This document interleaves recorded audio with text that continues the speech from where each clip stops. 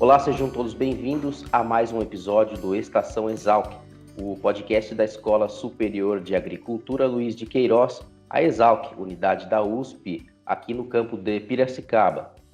Entre tantos desafios enfrentados nessa pandemia de coronavírus, uma outra questão que chama atenção é a questão relacionada à contaminação nas aldeias indígenas. A gente sabe que o modo comunitário de convivência dos povos indígenas pode facilitar o alastramento da doença naquelas terras. E para fazer esse bate-papo com a gente e ajudar a construir esse episódio do Estação Exalc, a gente convidou a Fernanda Viegas Reichert, que é pesquisadora lá do Instituto de Estudos Avançados da USP. A Fernanda é bacharel em Direito, também doutorou-se em Ecologia Aplicada no campus da USP, em Piracicaba. Tudo bem, Fernanda? Obrigado por atender a gente. Olá, tudo bem? Primeiro queria agradecer. Prazer enorme estar aqui. E é uma grande oportunidade, um grande desafio falar sobre esse tema, e eu estou muito contente de ele estar incluído dentro da Exalc mesmo, onde todo mundo tem um olhar só do agronegócio. Eu não me posiciono contra de maneira alguma, mas como uma universidade, né, a gente prevê uma diversidade de assuntos e temas. Fernanda, claro, obrigado, a gente que agradece. Antes da gente entrar especificamente aí na questão dos impactos da pandemia nas terras indígenas, eu queria que você comentasse, falasse um pouquinho da sua atuação, né? Você é bacharel em Direito, fez o seu doutorado na Exalc, né? Na verdade, no programa de pós-graduação Interunidades, a Exalc Sena, de Ecologia Aplicada, e aí você acabou direcionando, ou tem, acho que boa parte da sua atuação como pesquisadora, relacionado à questão indígena. Conta um pouquinho para a gente como é que uma bacharel em Direito foi mesclar essa formação aí e hoje direcionar esforços para ajudar os povos indígenas aqui no nosso país. É engraçado, porque quando perguntam da sua formação e você de cara, não, minha graduação é em Direito, aí todo mundo, mas o que você está fazendo? O que você foi fazendo em Ecologia Aplicada? O que você está fazendo no Sena, onde foi meu pós-doutorado? E Direito, na verdade, é uma grande ciência aplicada. Então, se eu for estudar Direito de Família, eu preciso entender relações familiares. Se eu for ser criminalista, eu vou ter que estudar e entender criminalística. Então, na verdade, ela é uma grande ciência aplicada. E no meu caso, eu fui para ecologia aplicada em razão das questões ambientais. Daí as pessoas já faziam, dá uma... começou a fazer lógica. E meu tema de doutorado foi exatamente olhar o direito de propriedade sobre as plantas transgênicas. Então, na verdade, o direito sempre foi um grande aliado, principalmente mais no início, no meu doutorado mesmo. E durante o meu pós-doutorado, no doutorado do Sena, no Exalc Sena, né, PPGI, eu fui chamada para fazer parte de um grupo que estava estudando as cabeceiras do Alto Xingu. É um projeto FAPESP temático, eu participei desde a fase escrita, e é um projeto financiado pelo Belmont Forum. E uma das grandes exigências é você ter cientistas sociais articulando com as ciências biológicas. E nesse projeto, minha entrada nele, vamos dizer assim, era em violações de direitos humanos e ambientais. Então, vamos olhar os conflitos humanos que estão acontecendo ali. E é ali que eu chego na questão indígena, e a pesquisa começou junto com o doutorado, e depois ela se tornou meu pós-doutorado. Eu tive muito trabalho de campo, e acabei mergulhada, até tardiamente, se pensar na minha formação, nesse universo indígena, e principalmente com o povo Xavante. E hoje você continua desenvolvendo estudos, agora no IEA, né?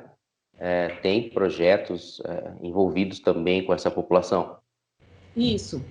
Eu estou no IEA como pesquisadora colaboradora, e a gente está na fase de final de escrita também de um projeto maior, que eu estou inserida, ligado ao professor Paulo Saldiva. Então, mais focado na área de saúde. Porque os índices de mortalidade, a questão de saúde são uma violação de direitos humanos. Então, na verdade, tudo que aparentemente está disperso, ele tem uma conectividade muito grande no meu trabalho. E o grande problema da saúde indígena, estou falando antes do Covid, é exatamente a falta de dados. Porque qualquer política pública de saúde ou qualquer posição governamental frente a alguma patologia, pode ser, se eu estou falando em termos bem genéricos, poderia ser diabético, pressão alta, ou qualquer... Eu preciso dos dados. As pessoas estão morrendo do quê? Né? E a causa mortes é o principal dado para a gente poder projetar alguma coisa a favor da população, indígena ou não indígena. Sim. E a questão dos indígenas é exatamente uma falta de dados completa sobre a causa mortes, e o pouco que a gente tem são óbitos inconclusivos. Então você não sabe do que realmente aquela população está morrendo. E o meu trabalho, foco, é principalmente em crianças de até 5 anos. Por que esses índices de mortalidade? Por que eles estão indo a óbito? Às vezes tem estatística, uma que é da Unesco, que fala que a mortalidade infantil chavante em 2014 chegou a ser 9 vezes maior que a média nacional. Se eu estou falando de um índice que é o pior do que o da Namíbia, por exemplo, ou de outros países de África subsaariana. Mas estão morrendo o quê? O que está acontecendo ali? E é nessa etapa que a gente está aí, de desenvolver todo esse estudo, usando a autópsia verbal, né? E aí é importante a questão social, porque eu vou ter que pegar um dado póstumo, lógico que eu não vou ter um padrão ouro, mas a gente precisa ter alguma coisa inicial. Então, como que eu vou? Então, eu vou ter que fazer o que a gente chama autópsia verbal, que é onde você tem uma série de perguntas. Eu tenho que construir esses dados, construir essas perguntas, para que sejam também culturalmente válidas. Porque tem pergunta, por exemplo, da autópsia verbal, que é aplicada em São Paulo, no HC da USP, que não faz sentido ali na aldeia. E, por exemplo, a leishmaniose não está na autópsia de São Paulo, e faz todo sentido lá. Sim, é adequado à realidade deles. Realmente esse trabalho de adaptar para a gente começar a ter um mapa da mina. Eu acho que um outro, pelo que você está me contando, um outro complicador aí é como as informações, agora no caso, entrando na questão da Covid, né? Como as informações chegam até as aldeias também, né?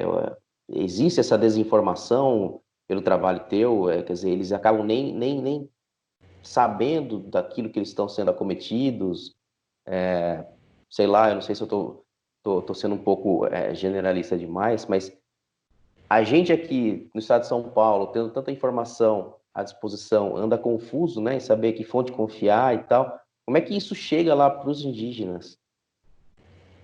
Eu vou primeiro dar uma explicação que eu acho que é o ponto-chave quando você vai estudar ou ter uma aula, alguma coisa sobre povos indígenas.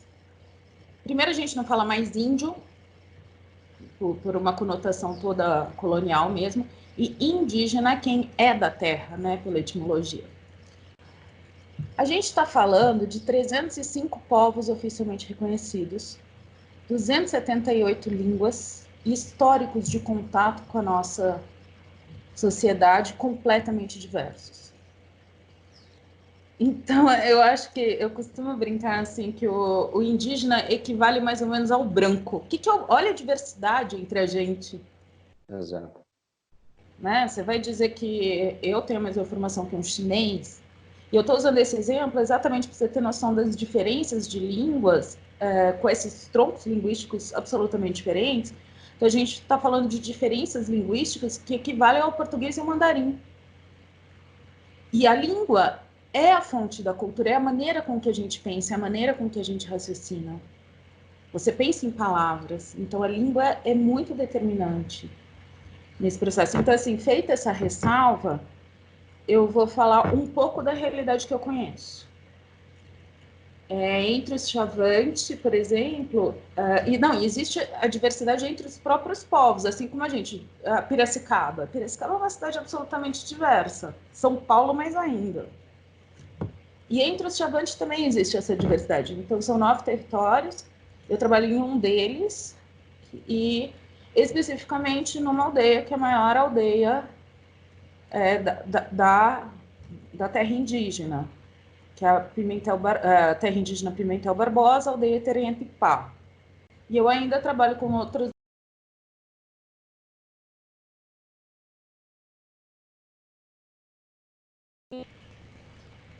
Então vamos lá.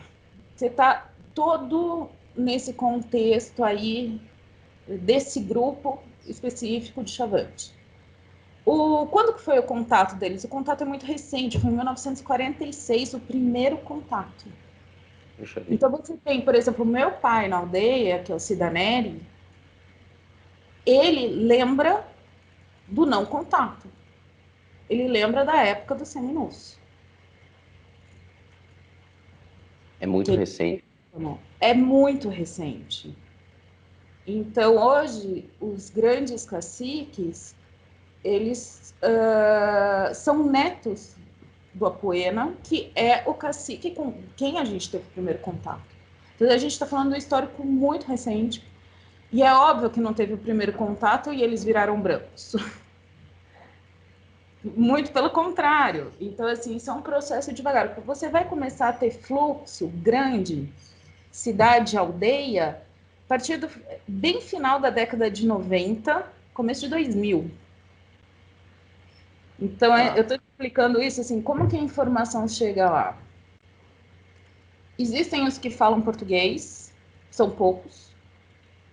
Então, mesmo a informação via mídia, você tem uma grande barreira que é a linguagem. E não é só a língua falada, é como se fala dentro da própria língua. Não é só simplesmente uma tradução. Então, assim, essa informação serve para aquele contexto social? Você, como comunicador, vai saber muito mais do que eu disso, que a língua não são só as palavras, mas a maneira que aquilo atinge alguém ou não.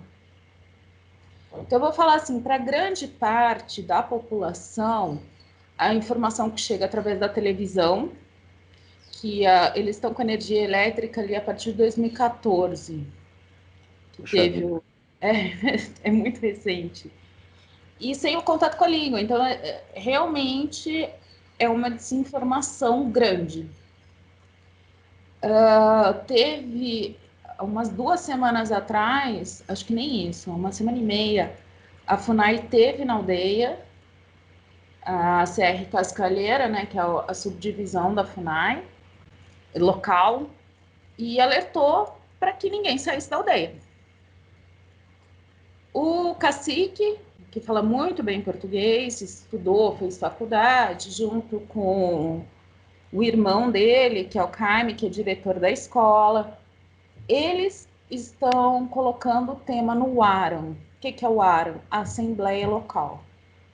E eles têm discutido. Então, muito antes da FUNAI chegar, eles já estavam, a gente tem até um escrito, um hashtag não saia de casa, a gente não saia da aldeia, mas escrito na língua. Então, a gente está tendo esse movimento. Só que aí começam a surgir outros problemas. E você vai entender por que eu fiz aquela introdução que eu estou falando de um povo em específico. Que é assim, o Chavante tem esse super contato recente, se você pensar em termos de sociedade, ou em termos históricos, não é nem história isso ainda. Só que como que era esse povo? Ele era um povo caçador-coletor, nômade.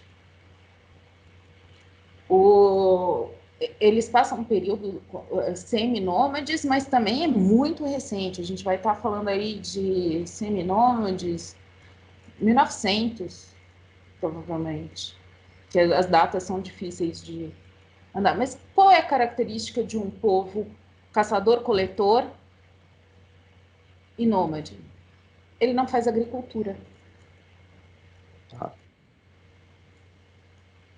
E por mais que eles estejam, a terra indígena foi homologada em 86, também é um processo muito recente de aldeamento, que desestrutura todo o sistema daquela sociedade.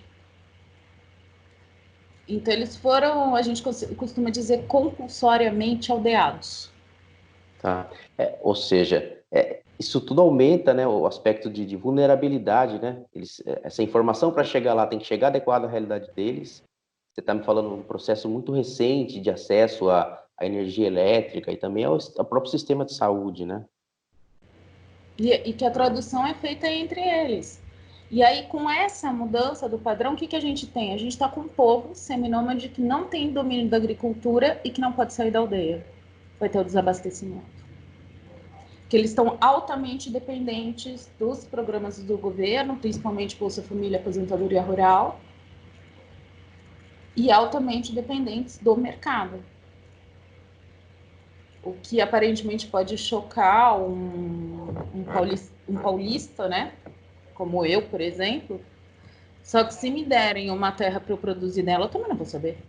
Não é da minha cultura. E olha que eu sou filho de agrônomos e neta. Mas não é uma coisa Exato. simples. Aumenta, né? Você tem lá o agravante também da distância geográfica, de tudo, né? Ou seja, aí você pedir para esse pessoal ficar onde eles estão é aumentar mais ainda o risco, né? Eu peço desculpa, essa tosse não é Covid, não, é rinite alérgica, coisa de tempo seco. Por isso que eu tô na água. E aí, assim, por isso que eu estou tentando mostrar para vocês que a importância realmente desse estudo social. Então, eu não posso entrar num chavante assim como eu entro no território do Xingu. E eu não posso falar dos 107 grupos isolados que a gente ainda tem. São históricos absolutamente diferentes, pessoas absolutamente diferentes. E então, entre o chavante, o que está acontecendo? Eles estão se organizando, eles estão com muito medo, mas eles estão meio sem saída. Exato. E daquilo que você tem vivenciado, Fernanda? Chegando. Oi? Uhum. Daquilo que você tem vivenciado, você comentou que há uma semana atrás, né, recente, a FUNAI teve lá para conversar, esse primeiro contato para conscientizar, pedir para eles ficarem na aldeia. Agora, daquilo que você sabe, a distância, além disso, além desse contato, que outra ação as autoridades estão tomando? Você tem essa informação do acesso deles ao sistema de saúde? A gente sabe que aqui em São Paulo está faltando teste, está faltando equipamento. Eu creio que lá a situação esteja daí para pior ou daí para mais preocupante, né? Não é, porque já era uma situação bastante complicada. A saúde indígena, ela é federal, né, ligada ao Ministério, direto ainda, porque tem uma tentativa de municipalizar pelo governo federal também. E eu vou falar mais da minha experiência. Ela é praticamente inexistente para as coisas básicas. Então, dentro dessa pandemia, a gente teve também, uma semana pouco atrás, o óbito numa aldeia vizinha de uma senhora com todos os sintomas de gripe grave, tipo os sintomas de um HN1, pelo que me descreveram. Não tem testagem. Não foi testada. Então, se eu já tinha uma subnotificação de óbito por diarreia, de Covid. E é aí que começa o grande problema.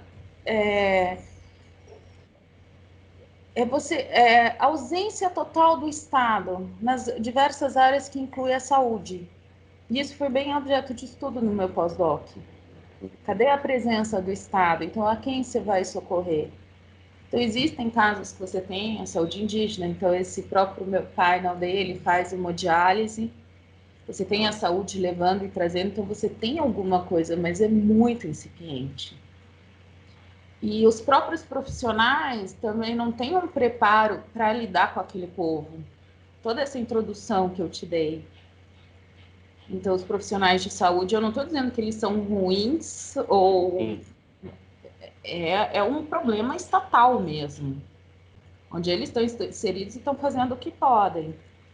Ontem eu conversei na aldeia, não tem luva, não tem máscara. Então, como que você também vai expor a enfermeira a ver a situação? Né? Exato. Proteção alguma. Então, o que a gente está vendo é, é a total inação do governo, isso na prática. Na mídia, documenta essa parte, vai chegar dinheiro, tem isso. Também os R$ 600 ali, eu não sei, porque como que eles vão fazer para retirar?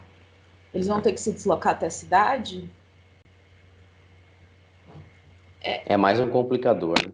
E para mim vem de realmente da falta de conhecer, porque você só vai poder gerir um problema você conhecendo ele.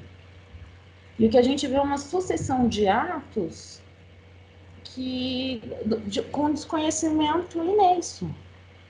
Sim. E agora, por exemplo, a FUNAI lançou uma portaria, foi alguns dias atrás também, e foi repassada para os caciques pela FUNAI regional a obrigatoriedade de ficar na aldeia, que eles não podem sair de terra indígena, e a responsabilidade é do cacique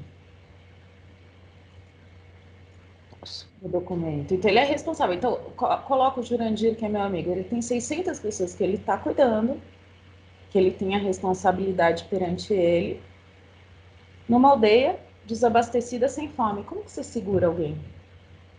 É quase impossível. E com R$ 600 no banco do governo. Sem poder ir lá retirar. Então, tem que fazer, a gente está fazendo essa campanha Fique na aldeia, sim. O que a gente está fazendo por outro lado? A gente está levando a comida até a aldeia. Ah, Mas é isso que eu ia perguntar. Se existe alguma movimentação por parte dos pesquisadores, da comunidade científica ou de ONGs, entidades assistenciais, para levar, então, não a deixar gente que eles fiquem desabastecidos, né? tem feito, mas com muito limite, mesmo de pessoas. E aí você precisa de um conhecimento local. Então eu ligo pro cara que tem a venda do vilarejo.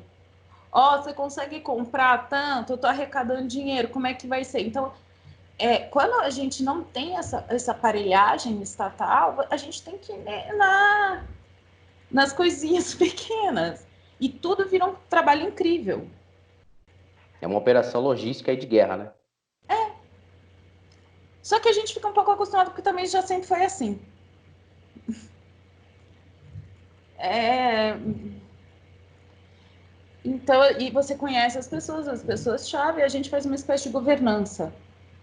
Mas Ah, sempre, quem a gente tem tido muito apoio para falar que a gente não está tendo de instituição nenhuma é o Ministério Público Federal.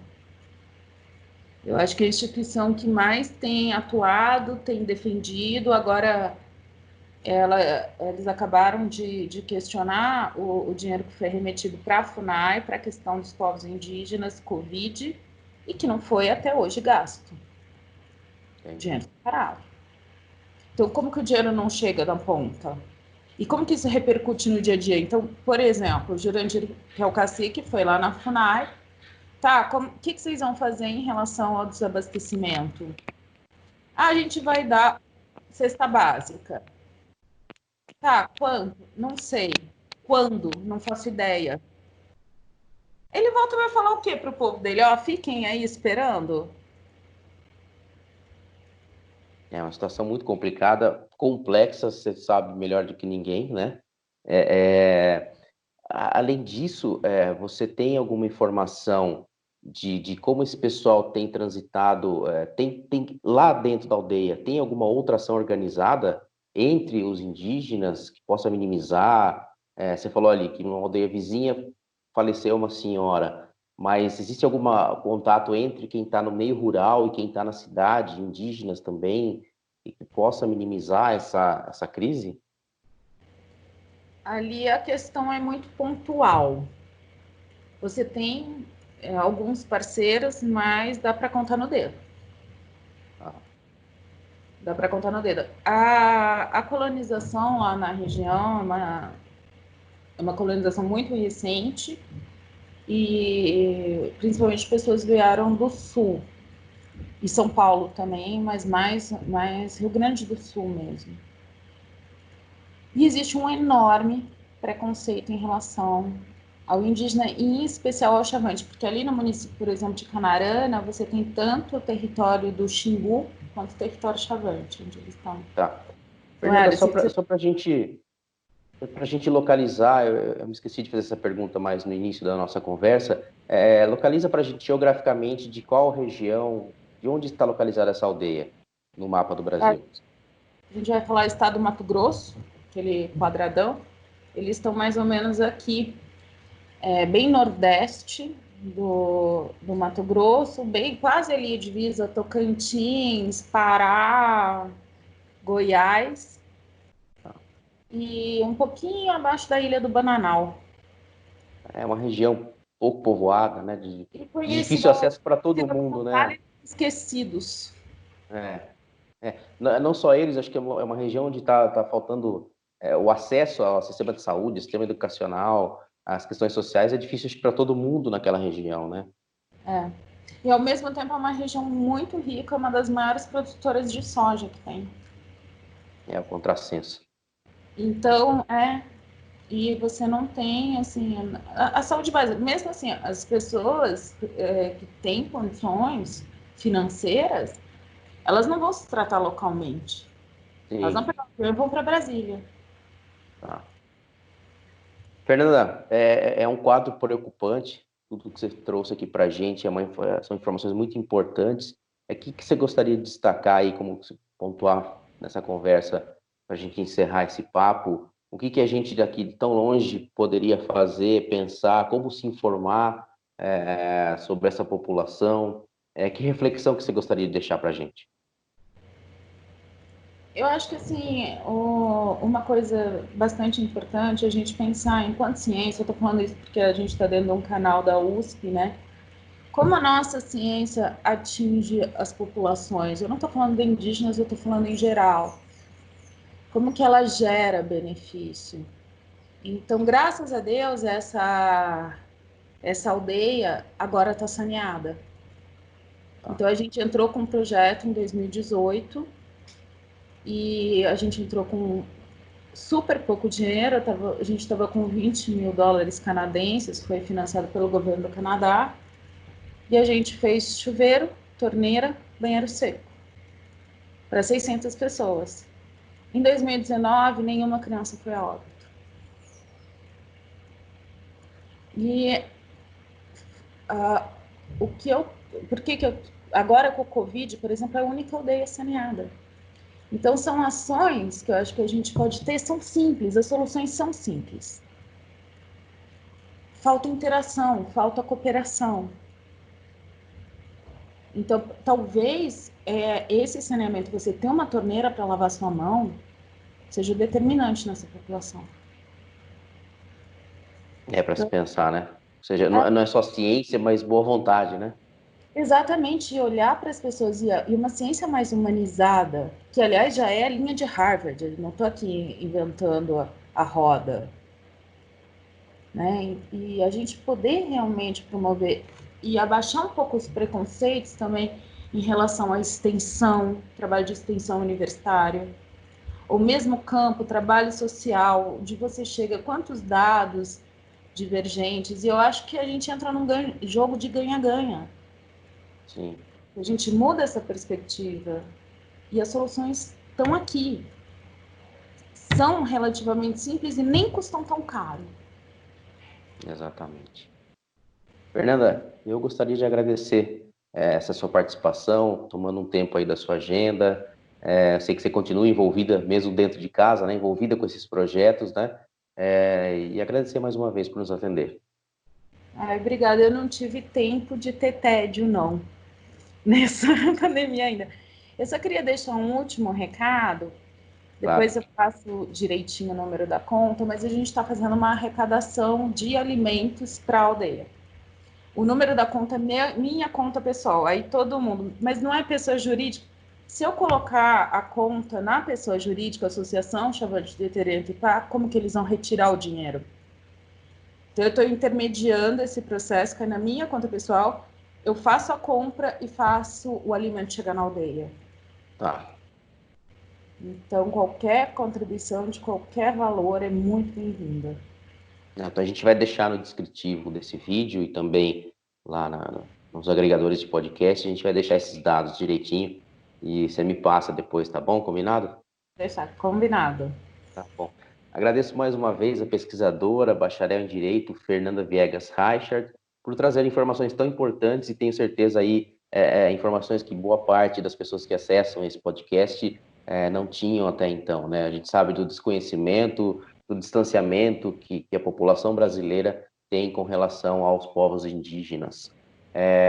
Mais uma vez, obrigado, Fernanda. Obrigado a você que nos ouviu e que também nos acompanhou pelo perfil Exalc Mídias no Facebook. O podcast Estação Exalc pode ser ouvido no Spotify, no Google Podcasts, na Apple Podcasts e também em outros agregadores. E como eu disse aqui, nessa época de isolamento social, o nosso programa também tem sido transmitido pelo perfil Exalc Mídias do Facebook. Acompanhe o trabalho da equipe de divisão de comunicação da Escola Superior de Agricultura Luiz de Queiroz no site www.exalc.usp.br. Voltamos na próxima edição com mais informações sobre ciência, tecnologia, cultura ou cidadania. Até mais!